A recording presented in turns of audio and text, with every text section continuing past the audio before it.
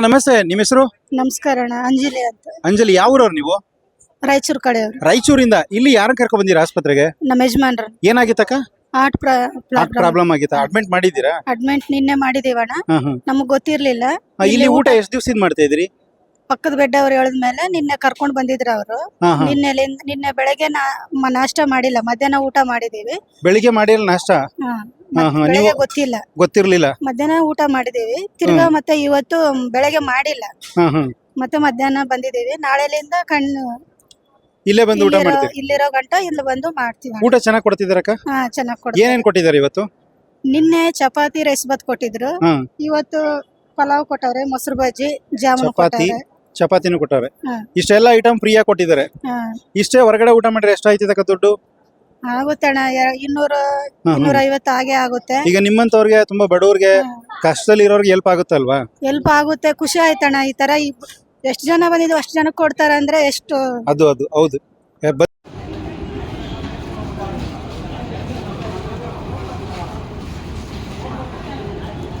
ನಾವು ಒಂಚೂರು ಇಲ್ಲಿ ಬನ್ನಿ, ಇಲ್ಲಿ ಇವರೆಲ್ಲ ಹಿಂಗೆ ಕಳಿಸ್ಕೊಂಡು ಹೋಗಿ, ಹಿಂಗೆ ಆ ಕಡೆಯಿಂದ ಹಂಗೆ ಕಳಿಸಿ, ಇಲ್ಲಿ ಮಧ್ಯೆ ವೀಡಿಯೋ ಡಿಸ್ಟರ್ಬ್ ಮಾಡಿ. ಹಂಗೆ ಹೋಗೋಣ ಈಸ್ಕೊಂಡು ತಗೊಂಡು ಹೋಗೋಣ.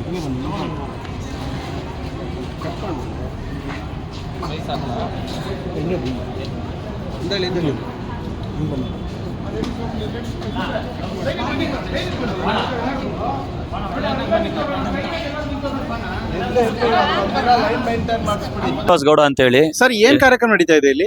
ಸರ್, ನನ್ನ ಬರ್ತಡೇ ಹುಟ್ಟುಹಬ್ಬದ ಪ್ರಯುಕ್ತ ಎಲ್ಲ ಶಾಲಾ ಮಕ್ಕಳಿಗೆ ಪುಸ್ತಕ ವಿತರಣೆ ಮಾಡ್ತಾ ಇದೀವಿ. ಉಚಿತವಾಗಿ ಪುಸ್ತಕ ವಿತರಣೆ ಉಚಿತ ಶ್ರೀ ಗುರು ರಾಘವೇಂದ್ರ ಆಶ್ರಯ ಫೌಂಡೇಶನ್ ಇಂದ ಎಲ್ಲ ಸೇರಿ ಒಂದು ಒಳ್ಳೆ ಕಾರ್ಯ ಮಾಡೋಣ ಅಂತ ಹೇಳಿ ಮಾಡ್ತಾ ಇರಿ. ಸರ್, ಇಲ್ಲಿವರೆಗೂ ಎಷ್ಟು ಪುಸ್ತಕ ಕೊಟ್ಟಿದ್ದೀರಾ? ಎಷ್ಟು ಸ್ಕೂಲಲ್ಲಿ ಕೊಟ್ಟಿದ್ದೀರಾ ಸರ್? ಸರ್, ಆಲ್ರೆಡಿ 2 ಸ್ಕೂಲ್ ಕೊಟ್ಟು ಬಂದಿದ್ದೀರಿ. ಇದು 3ನೇ ಸ್ಕೂಲು. ಒಟ್ಟು ಎಷ್ಟು ಈ ಭಾಗದಲ್ಲಿರೋ ಎಲ್ಲಾ ಸ್ಕೂಲ್ಗೆ ಕೊಡ್ಬೇಕು ಅಂತಿದ್ದೀರಿ. ಈ ಭಾಗದಲ್ಲಿ ಎಲ್ಲಾ ಸ್ಕೂಲ್ಗೂ ಆಲ್ಮೋಸ್ಟ್ ಎಲ್ಲಾ ಸ್ಕೂಲ್ಗೂ ಕೊಡ್ತಾ ಇದ್ದೀವಿ. ಎಷ್ಟು ಪುಸ್ತಕ ಕೊಡ್ತಾ ಇದೀರಿ ಸರ್ ಅಂದಾಜು? ಆಲ್ಮೋಸ್ಟ್ ಒಂದು 10,000 ಪುಸ್ತಕ ಕೊಡ್ಬೇಕು ಅನ್ಕೊಂಡಿದ್ದೀರಿ. 10,000 ಪುಸ್ತಕ? ಒಬ್ಬ ಮಗುಗೆ ಎಷ್ಟು ಪುಸ್ತಕ ಕೊಡ್ತಾ ಇದೀರಿ ಸರ್? 5 ಪುಸ್ತಕ ಕೊಡ್ತಾ. 5 ಪುಸ್ತಕ? ಹೌದು. ಅವಾಗಿಂದ ನೋಡ್ತಾ ಇದೀನಿ, 3 ಸ್ಕೂಲಿಂದಾನು ಕೂಡ ಅದೊಂದೇ ಪುಸ್ತಕ ಇಟ್ಕೊಂಡಿದ್ರಲ್ಲ, ಏನಕ್ಕೆ ಸರ್ ಅದನ್ನ? ಸರ್, ಇದು ಆಕ್ಚುಲಿ ಮೊದಲನೇ ಪುಸ್ತಕ, ದೇವ್ರ ಮುಂದೆ ಪೂಜೆ ಮಾಡಿರುವಂತ ಪುಸ್ತಕ. ಕೊಡಕ್ಕಿಂತ ಮುಂಚೆ ದೇವ್ರ ಹತ್ರ ಪೂಜೆ ಮಾಡಿಸಿದ್ರಿ? ಹೌದೌದು. ಆ ಪುಸ್ತಕ ಏನಕ್ಕೆ ಹಂಗೆ ಇಟ್ಕೊಂಡು, ಯಾರು ಕೊಡದೇನೆ? ಇದು ಆಕ್ಚುಲಿ ನನ್ನ ಮಗನಿಗೆ ಕೊಡ್ಬೇಕು. ನನ್ನ ಮಗ ಸ್ಕೂಲ್ಗೆ ಸೇರಿದಾಗ ಮೊದಲನೇ ಪುಸ್ತಕ ಅವನಿದೆ, ಇದೇ ಪುಸ್ತಕದ ಮೇಲೆ ಅಕ್ಷರ ಬರೀಬೇಕು ಅಂದ್ಬಿಟ್ಟು ಹಾಗೆ. ದೇವ್ರು ಪೂಜೆ ಮಾಡಿಸಿರುವಂತ ಪುಸ್ತಕದಲ್ಲಿ ನಿಮ್ ಮಗ ಮೊದಲನೇ ಅಕ್ಷರ ಬರ್ಸ್ಬೇಕು.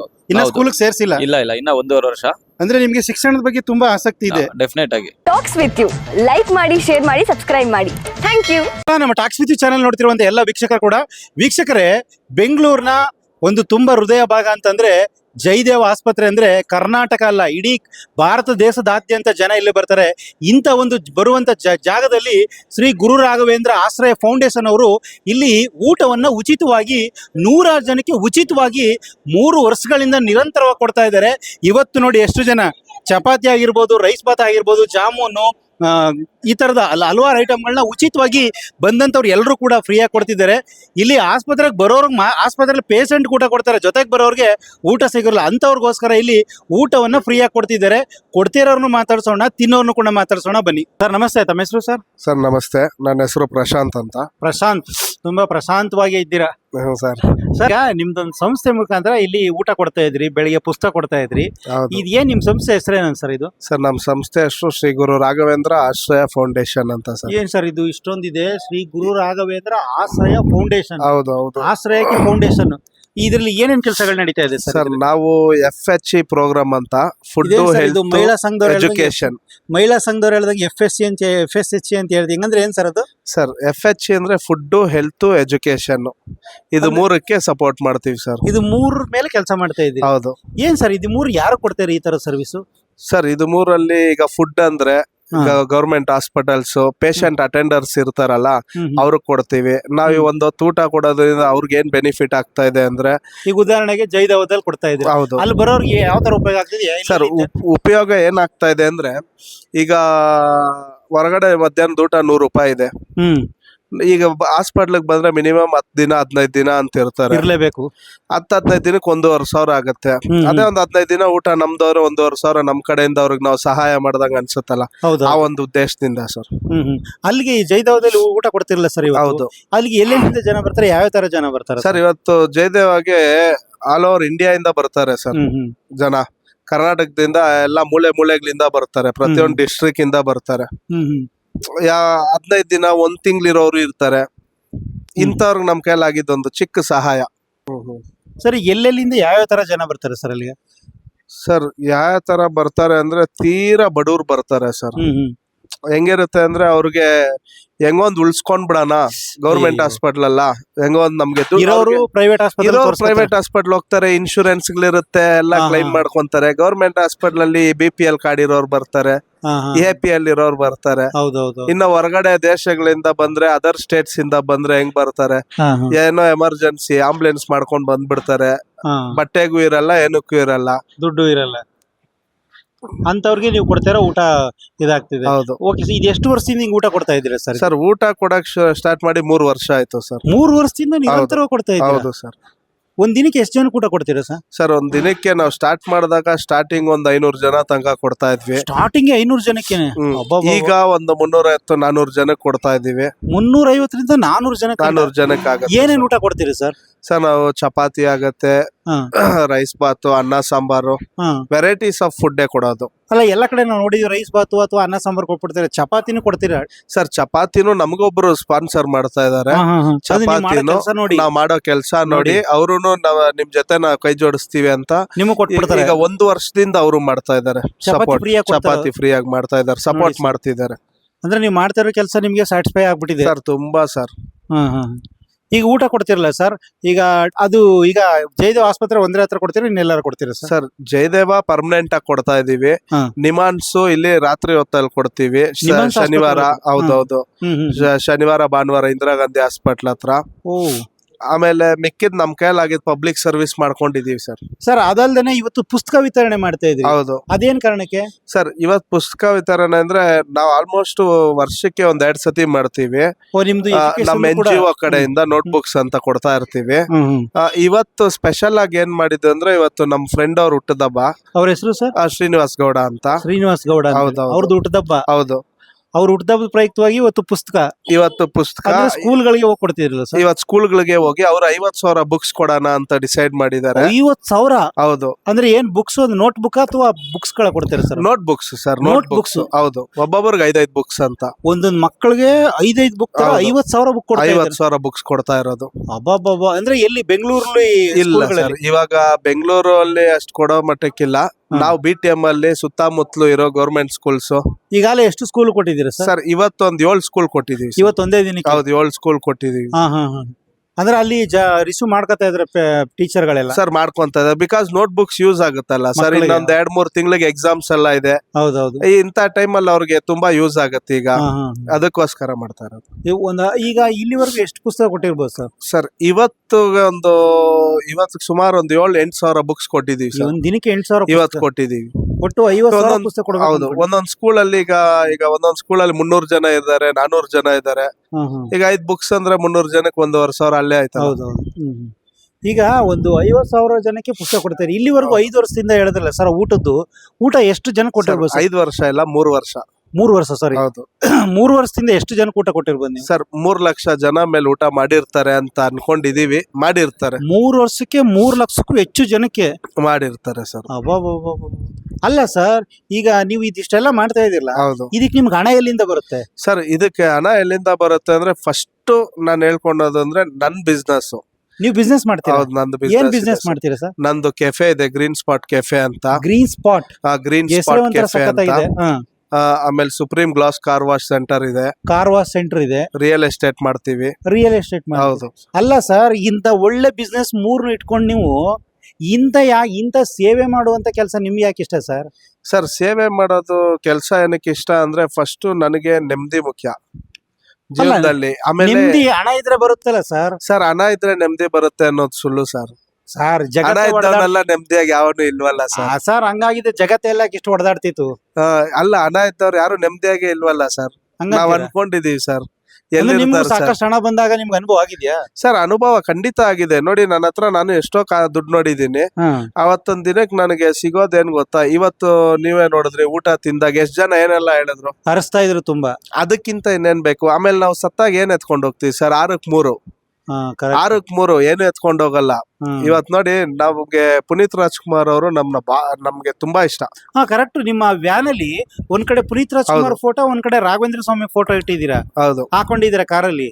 ನಿಮ್ಮ ಸಂಸ್ಥೆ ಹೆಸರು ಏನ್ ಹೇಳಿದ್ರಿ? ಶ್ರೀ ಗುರು ರಾಘವೇಂದ್ರ ಆಶ್ರಯ ಫೌಂಡೇಶನ್. ಶ್ರೀ ಗುರು ರಾಘವೇಂದ್ರ ಆಶ್ರಯ ಫೌಂಡೇಶನ್. ಈ ರಾಘವೇಂದ್ರ ಸ್ವಾಮಿ ಫೋಟೋ ಒಂದ್ ಕಡೆಗೆ ಒಬ್ಬ ದೈವ ಮಾನವ, ಈ ಕಡೆ ನಿಜವಾದ ದೈವ ಮಾನವ ಅಂದ್ರೆ ಪುನೀತ್ ರಾಜ್ಕುಮಾರ್. ಹೌದು. ಇವ್ರಿಬ್ರು ಏನಕ್ಕೆ ನೀವು ಫಾಲೋ ಮಾಡ್ತಾ ಇದ್ದೀರಾ ಸರ್? ಇವ್ರಿಬ್ಬರನ್ನ ಏನಕ್ಕೆ ಫಾಲೋ ಅಪ್ ಅಂದ್ರೆ, ನಮ್ಗೆ ಚಿಕ್ಕ ವಯಸ್ಸಿಂದ ಪುನೀತ್ ರಾಜ್ಕುಮಾರ್ ಅವ್ರ ಫಿಲಮ್ಸ್ ಅಂದ್ರೆ ಇಷ್ಟ. ಬಟ್ ಅವ್ರು ತೀರೋದಾಗ ನಾವ್ ನೋಡಿದ್ದು ಒಂದು ಅಂದ್ರೆ, ಅವ್ರು ಮಾಡಿರೋ ಒಳ್ಳೆ ಕೆಲ್ಸಗಳು ಹೊರಗಡೆ ಒಂದೊಂದಾಗಿ ಬಂತು. ಹೀರೋ ಆಗಿ ಮಾತ್ರ ಒಂದ್ ಮುಖ ನೋಡಿದ್ರಿ, ಇನ್ನೊಂದ್ ಮುಖ ಅವ್ರು ಇಲ್ಲ ಅಂದ್ರ ಮೇಲೆ ಗೊತ್ತಾಗಿತ್ತು. ಅದ್ ಹೆಂಗೆ ಸರ್? ಅದು ಎಲ್ರು ಅದನ್ನೇ ಹೇಳ್ತಾರೆ, ಅದ್ ಹೆಂಗ್ ಯಾರಿಗೂ ಗೊತ್ತಿಲ್ಲದ ಹೆಂಗ ಅಷ್ಟ್ ಮಾಡಿದ್ರು ಅವರು? ಸರ್, ಅವ್ರು ಮಾಡಿದಾರಲ್ಲ, ಈಗ ಮಾಡಿರೋ ಒಂದು ಒಳ್ಳೆ ಕೆಲ್ಸಕ್ಕೆ ಅದಕ್ಕೆ ಅವ್ರು ಇಲ್ಲ ಅಂದ್ರೂ ಇಷ್ಟು ದಿನ ಇವತ್ತು ದೇವರಾಗಿ ನೋಡ್ತಾ ಇರೋದು ಅವ್ರನ್ನ. ಹೌದೌದು.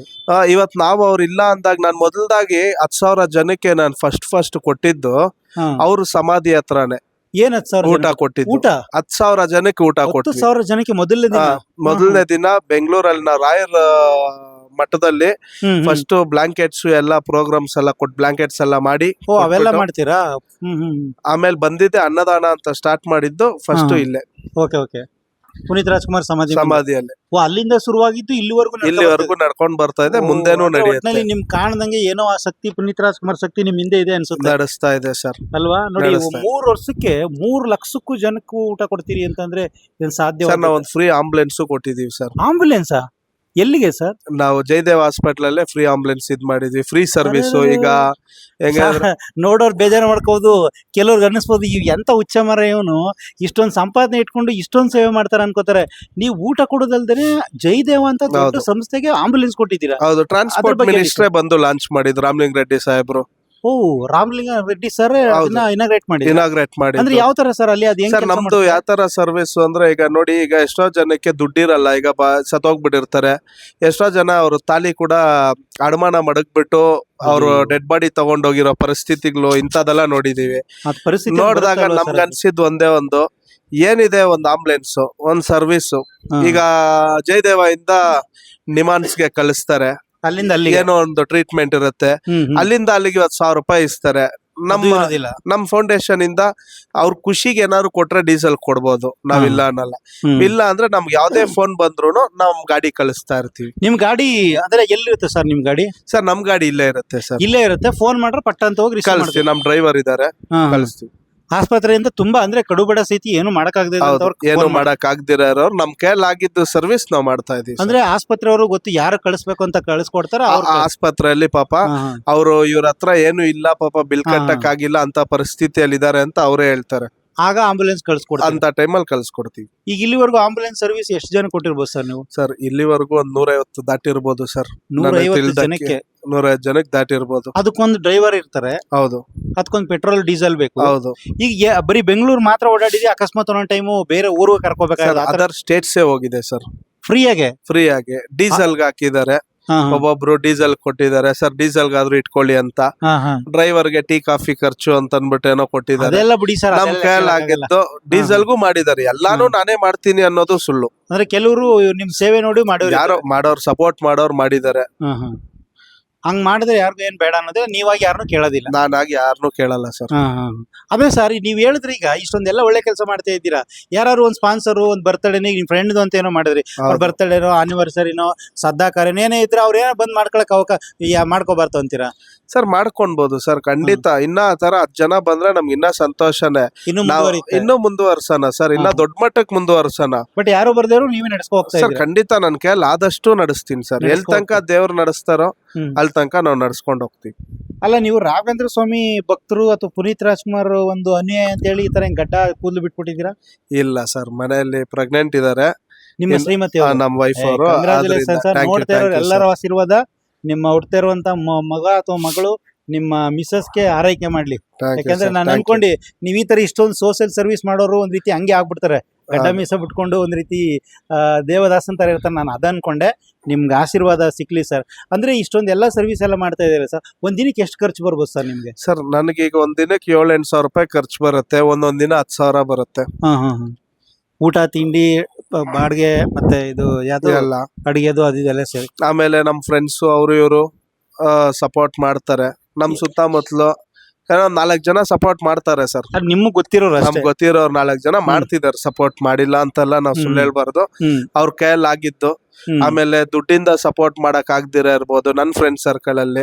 ಅವರು ಈಗ ನೋಡಿ, ಈಗ ವ್ಯಾನ್ ಓಡಿಸ್ಕೊಂಡ್ ಬರೋದಾಗ್ಲಿ ಅವರೇ ಓಡಿಸ್ಕೊಂಡ್ ಬರ್ತಾರೆ, ಫ್ರೆಂಡ್ಸ್ಗಳೇ ಆ ಫ್ರೆಂಡ್ಸ್ಗಳು. ಇಂತ ಸಪೋರ್ಟ್ ಅಂದ್ರೆ ಅದೇನ ಸವಾಸದಿಂದ ಸನ್ಯಾಸಿ ಕೆಟ್ಟ ಅಂತ ಹೇಳ್ತಾರಲ್ಲ, ಸವಾಸದಿಂದ ಒಬ್ಬ ಉತ್ತಮವಾದ ಮನುಷ್ಯ ಹುಟ್ತಾನೆ ಅಂತ ಅನ್ನೋದಕ್ಕೆ ನೀವೇ ಕಾರಣ. ನಿಮ್ ಜೊತೆಲಿರೋರು ಕೂಡ ಅವ್ರ ಹತ್ರ ಮಾಡಕ್ಕಾಗದೆ ನಿಮ್ಮ ಜೊತೆ ಕೈ ಜೋಡಿಸ್ತೀಗ. ಈಗ ಪ್ರತಿಯೊಬ್ರು ದುಡ್ಡಿಂದ ಖರ್ಚು ಮಾಡ್ತಾರೋ ಇಲ್ಲ, ಅಟ್ಲೀಸ್ಟ್ ಅವ್ರ ಕೈಯಲ್ಲಿ ಆಗಿದ್ದು ಏನೋ ಒಂದ್ ಸರ್ವಿಸ್. ಒಂದೊಂದ್ ದಿನ ಬಟ್ರಿಲ್ಲ ಅಂದ್ರೆ ನಾವೇ ಖುದ್ದಾಗಿ ಅಡ್ಗೆ ಮಾಡಿದೀವಿ, ಜೊತೆಗೆ ಎಲ್ಲಾ ಸೇರಿ ನಿಂತ್ಕೊಂಡು ಅಡ್ಗೆ ಮಾಡಿ ಕೊಟ್ಟಿದೀವಿ. ಈ ತರ ಯಾವತ್ತು ಊಟ ನಿಲ್ಸಕ್ ಹೋಗ್ಲಿಲ್ಲ, ಯಾವಾಗ್ಲೂ ಅಂದ್ರೆ ನಾನು ಇವತ್ ನೋಡ್ದೆ, ನೀವು ಊಟ ತಗೋಕ್ಕಿಂತ ಮುಂಚೆ ನಿಮ್ದೇ ಆದ ಒಂದು ಸಮೂಹ ಅಲ್ಲಿ ಕಾಯ್ಕೊಂಡಿತ್ತು. ಹೌದು, ಕ್ಯೂ ಲೈನ್ ನಿಂತ್ಕೊಳ್ಳಿ ಅಂದ್ರು ನಿಂತ್ಕೊಳಕ್ ರೆಡಿ ಇಲ್ಲ ಅವ್ರಿಗೆ. ಎಲ್ಲ ಗುಂಪಾಗಿ ಬಂದು ನಿಂತ್ಬಿಟ್ಟಿದ್ರು. ಅವ್ರಿಗೆ ಏನು ಬೇಜಾರ್ ಮಾಡ್ಕೊಳ್ದೇನೆ ಎಲ್ಲ ಬಡಿಸ್ತಾ ಇದ್ರಿ. ಇವತ್ತು ಏನೇನು ಊಟ ಆಯ್ತು ಸರ್? ಇವತ್ತು ಪಲಾವು, ರೈತ, ಚಪಾತಿ, ಜಾಮೂನು, ಮೊಸರು ಬಜ್ಜಿ, ಮೊಸರು ಬಜ್ಜಿ ಇಷ್ಟೆಲ್ಲ ಇತ್ತು. ಅಂದ್ರೆ ಅವಾಗ ವಿಶೇಷ ಊಟಗಳನ್ನ ಕೊಡ್ತಾ ಇರ್ತೀರಿ? ವಿಶೇಷ ಊಟ ಕೊಡ್ತಾ ಇರ್ತೀವಿ. ನಾನ್ ಯಾವ್ದೇ ರೀತಿ ಗೌರ್ಮೆಂಟ್ ಇಂದ ಸಿಗೋ ರೇಷನ್ ಅಕ್ಕಿನ ಯೂಸ್ ಮಾಡಲ್ಲ. ನಾನು ಇವತ್ತು ಬಳಸೋದು ಅಕ್ಕಿ 68 ರೂಪಾಯಿ ಕೆಜಿ. ಒಳ್ಳೆ ಅಕ್ಕಿನೇ ಒಳ್ಳೆ ಅಕ್ಕಿನೇ ಕೊಡ್ತೀವಿ ಅಂದ್ಬಿಟ್ಟು ನಾವು ಕಳಪೆ ಕೊಡಬಾರ್ದು, ಕಳಪೆ ಎಲ್ಲ ಕೊಡಬಾರ್ದು. ಒಳ್ಳೆ ಅಕ್ಕಿನೇ ಕೊಡ್ತೀವಿ, ಮನ್ಸಿಂದ ಕೊಡ್ತಾ ಇದೀವಿ ಸರ್. ಈಗ ನೀವು ಇಷ್ಟೆಲ್ಲ ಮಾಡ್ತಾ ಇದ್ದೀರಾ, ಅಲ್ಲಿ ಆಸ್ಪತ್ರೆ ಅವರು ಹೇಗ್ ಸಪೋರ್ಟ್ ಮಾಡ್ತಾರೆ ಅವ್ರ ಬಗ್ಗೆ ಹೇಳೋದು ಸರ್? ಆಸ್ಪತ್ರೆ ಅವ್ರ ಬಗ್ಗೆನು ನಾವು ಒಳ್ಳೇದಾಗಿ ಮಾತಾಡ್ಬೇಕು. ಬಿಕಾಸ್ ಮಂಜುನಾಥ್ ಸರ್ ಇದ್ದಾಗಿಂದಾನು ನಮಗೆ ತುಂಬಾ ಸಪೋರ್ಟ್ ಮಾಡ್ಕೊಂಡು ಬಂದಿದ್ದಾರೆ. ಸಿಗೋದಕ್ಕೆ ಅವರೇ ಕಾರಣ. ಹೌದು ಸರ್, ಅಲ್ಲಿ ಆಸ್ಪತ್ರೆಯಿಂದ. ಪ್ಲಸ್ ಆಮೇಲೆ ಈಗ್ಲೂ ಅಷ್ಟೇ ನಮ್ಮವರು ಎಷ್ಟೋ ಸತಿ ಟೈಮ್ಸ್ ಅಲ್ಲಿ ಗಲೀಜೆಲ್ಲ ಮಾಡ್ಬಿಟ್ಟು ಬಂದ್ಬಿಟ್ಟಿರ್ತಾರೆ, ಮಿಸ್ ಆಗಿ ಕ್ಲೀನ್ ಮಾಡ್ದಿರಾ.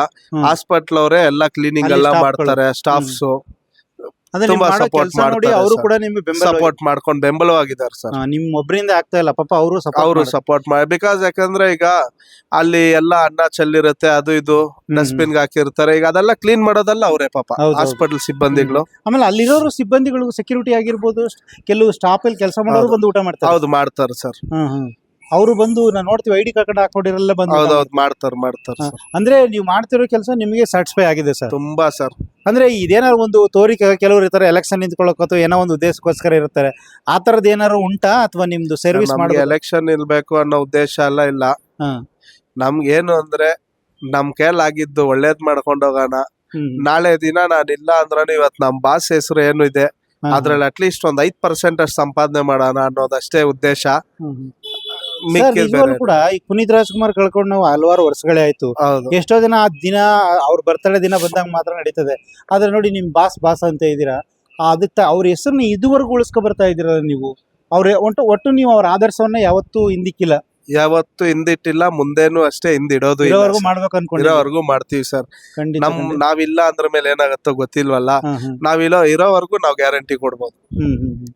ಸರ್, ಈಗ ಇದಿಷ್ಟೆಲ್ಲ ಮಾಡ್ತಾ ಇದ್ದೀರಾ, ಪ್ರತಿಯೊಬ್ಬ ಮನುಷ್ಯನಿಗೆ ಅತಿ ಮುಖ್ಯವಾದ್ದು ಅಂತಂದ್ರೆ ಸಂಸಾರ, ಸಂಸ್ಕಾರ.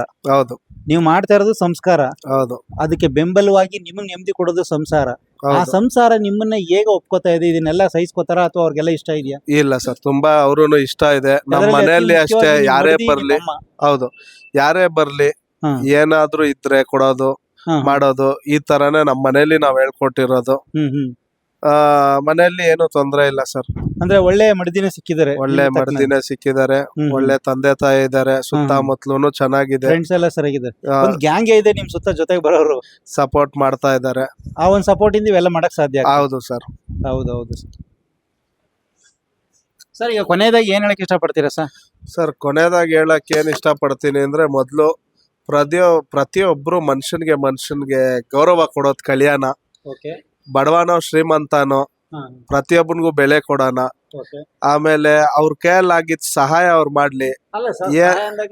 ನೀವೊಂದ್ ಮಾತು ಹೇಳಿದ್ರಿ, ಬಡವ ಶ್ರೀಮಂತ. ಈಗೇನೋ ಇನ್ನು ಇರುವಂತ ಶ್ರೀಮಂತರು ಏನೋ ಮಾಡ್ತಾರೆ, ಬಡವ್ರು ಏನ್ ಮಾಡಕ್ಕಾಗುತ್ತೆ ಸರ್? ಅದೇ ಸರ್, ಇನ್ನೊಂದು ಆಕ್ಚುಲಿ ಹೇಳ್ಬೇಕಂದ್ರೆ, ಬಡವ್ರಿಗೆ ಫಸ್ಟ್ ಏನಾದ್ರು ಒಂದ್ ಸಹಾಯ ಮಾಡ್ಬೇಕು ಅಂತ ಅನ್ಬಿಟ್ಟು, ಈಗ ನೀವೇ ಫೋನ್ ಮಾಡ್ಬಿಟ್ಟು ಯಾರಾದ್ರೂ ಒಬ್ಬ ಇಲ್ದಿರೋನ್ಗೆ ಏನಾದ್ರು ಒಂದ್ 10 ರೂಪಾಯಿ ಕೇಳಿದ್ರೆ, ಅವ್ನ ಜೋಬಲ್ಲಿ 10 ರೂಪಾಯಿ ಇದ್ರೆ 5 ರೂಪಾಯಿ ಕೊಟ್ಬಿಡ್ತಾನೆ. ಅವ್ನ ಅದಕ್ಕೆ ಬಡವನಾಗೆ ಉಳ್ದಿದಾನೆ. ಇನ್ನ 5 ರೂಪಾಯಿ ಕೊಟ್ಬಿಡ್ತಾನೆ. ಇರೋನ್ ಹತ್ರ 100 ರೂಪಾಯಿ ಇದ್ರು ಅವ್ನು 1 ರೂಪಾಯಿ ಕೊಡಕ್ಕೆ ಹಿಂದೆ ಮುಂದೆನೆ ಯೋಚನೆ ಮಾಡೋದು ಇವತ್ತಿನ ಜನ. ಆದ್ರೆ ಸತ್ತಾಗ ಏನು ಎತ್ಕೊಂಡಂತೂ ಹೋಗಲ್ಲ. 6ಕ್ಕೆ 3 ಅಡಿ. ನಮ್ ದೇಹ ಹುಳ ತಿನ್ನೋದು ಮಣ್ಣಲ್ಲಿ. ಆದ್ರೂ ಜನ ಬದಲಾಗ್ಬೇಕು. ನ್ಯೂ ಕ್ರೈಸ್ಟ್ ಕಾನ್ವೆಂಟ್ ಹೈಸ್ಕೂಲ್ ಮಡಿವಾಳ, ಬೆಂಗಳೂರು ಮಡಿವಾಳ ಬ್ಯಾಂಗ್ಳೂರ್ 68. ಏನ್ ಕಾರ್ಯಕ್ರಮ ನಡೀತಾ ಇದೆ ಸರ್ ಇಲ್ಲಿ? ಇಲ್ಲಿ ಶ್ರೀನಿವಾಸ ಗೌಡ ಅಂತ ಹೇಳ್ಬಿಟ್ಟು ರಾಘವೇಂದ್ರ ಫೌಂಡೇಶನ್ ಇಂದ ನಮ್ಮ ಶಾಲೆಯ ಎಲ್ಲಾ ಮಕ್ಕಳಿಗೂ ಉಚಿತವಾಗಿ ನೋಟ್ ಬುಕ್ಸ್ ಅನ್ನ ವಿತರಣೆ ಮಾಡಿದ್ದಾರೆ. ಎಷ್ಟು ಮಕ್ಕಳಿಗೆ ವಿತರಣೆ ಮಾಡಿದ್ರು ಸರ್? ಸುಮಾರು 150 ಮಕ್ಕಳಿಗೆ ವಿತರಣೆ ಒಂದೊಂದು ಮಾಡಿದ್ದಾರೆ. ಮಕ್ಕಳಿಗೆ ಎಷ್ಟೆಷ್ಟು ಪುಸ್ತಕ ಕೊಟ್ರು ಸರ್? ಒಂದೊಂದು ಮಗುಗೆ 5 ಪುಸ್ತಕ ಕೊಟ್ಟಿದ್ದಾರೆ. ಅಂದ್ರೆ ಆ ಮಕ್ಕಳಿಗೆ ವಿದ್ಯಾಭ್ಯಾಸಕ್ಕೂ ಅನುಕೂಲ ಆಗುತ್ತೆ. ಖಂಡಿತವಾಗಿ ಅನುಕೂಲವಾಗುತ್ತೆ. ಈ ತರ ಶಾಲೆಗೆ ಬಂದು ಪುಸ್ತಕಗಳನ್ನು ಕೊಟ್ಟು ಮಕ್ಕಳ ಒಂದು ವಿದ್ಯಾಭ್ಯಾಸಕ್ಕೆ ಸಹಾಯ ಮಾಡೋರು ಇವರು ಒಂದು ಮೊದಲಿಗಿರುವಂತ ನಾನು ಹೇಳಕ್ಕೆ ಬಯಸ್ತೀನಿ. ಮಕ್ಕಳು ಮರಿನೆಲ್ಲ ಕರ್ಕೊಂಡ್ ಬರ್ತಾರೆ ಸರ್. ಅಯ್ಯೋ ಅವ್ರಿಗೆ ಒಂದು ಬಾಕ್ಸ್ ಹಾಕ್ಸ್ಕೊಂಡು ಸಾಯಂಕಾಲನು ಅದೇ ತಿನ್ಸ್ಕೊಂಡು ಈಗ ಇಸ್ಕೊಂಡು ಸಂಜೆಗೂ ಸಂಜೆಗೂ ಅದೇ ಉಪಯೋಗಿಸ್ತಾರೆ ಸರ್. ಅಂತ ಕಷ್ಟ ಜನ ಇದ್ದಾರೆ. ಅಷ್ಟು ಜನ ಅಷ್ಟು ಕಷ್ಟದಲ್ಲಿ ಬಂದಿರ್ತಾರೆ ಸರ್. ನೀವು ಡೈಲಿ ಅಂತವೆಲ್ಲ ಅವ್ರನ್ನ ನೋಡ್ತೀವಿ ಸರ್. ನಾವು ಅವ್ರನ್ನೆಲ್ಲ ನೋಡಿ ಇನ್ನೊಬ್ರಿಗೆ ಇನ್ಫಾರ್ಮ್ ಮಾಡ್ತೀವಿ ಸರ್. ತಿಳಿಸ್ತೀರಾ ಊಟ ಅವಾಗ ಬೇಗ ಡಿಸ್ಚಾರ್ಜ್ ಮಾಡಿ ಕಳಿಸ್ಬಿಡ್ತಾರೆ ಸರ್ ಅಂತ. ಆಯ್ತಾ, ಒಳ್ಳೇದಾಗಿ.